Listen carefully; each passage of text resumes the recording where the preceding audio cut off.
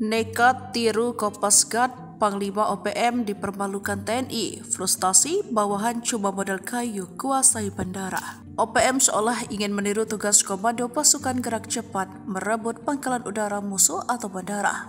Padahal ditilik dari sejarah peperangannya, OPM hanya bermain di zona perang hutan rimba. Hal itu membuat OPM dapat diusir dengan mudah oleh prajurit Yonif 751 Vira Jaya Sakti. Momen memalukan itu terjadi pada Jumat 5 Juli 2024 malam. Sebelumnya, operasional bandara Agandu Gume sempat terganggu oleh ulah gerombolan OPM. Mereka ingin menghambat pembangunan gudang logistik di wilayah tersebut. Namun OPM hanya bermodalkan kayu alias melakukan pemalangan untuk menghalangi pembangunan. Chandra Kurniawan mengungkapkan kelompok OPM atau KKB tersebut memasang palang berupa patok-patok kayu dan batu di landasan pacu sehingga pesawat tidak bisa mendarat.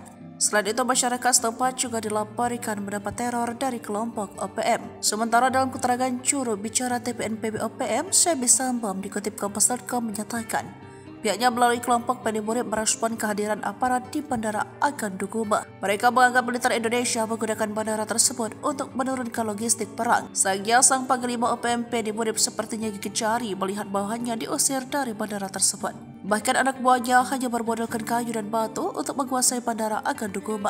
Hingga prajurit Yonif 751 Vira Jaya Sakti Kodam Cendrawasih berhasil mengamankan sepenuhnya bandara yang juga menjadi lokasi pembangunan gudang logistik pangan pada Nasional Penanggulangan Bencana.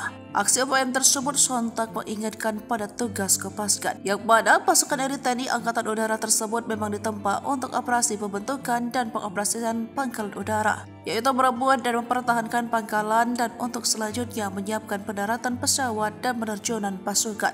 Para prajurit Pasgat diharuskan memiliki kualifikasi para komando untuk dapat melaksanakan tugas secara profesional. Kemudian ditambah kemampuan khusus kebatraudaraan sesuai dengan spesialisnya. Untuk dapat menjadi prajurit Pasgat, mereka akan menghadapi latihan yang keras yang tak dapat dilewati warga biasa. Taktik NG itu ditambah kekuatan luar biasa membuat mereka dapat menguasai dan melumpuhkan pangkalan udara atau bandara musuh. Hal itu tentu tak bisa dibandingkan dengan menguasai bandara logistik bermodalkan kayu dan batu.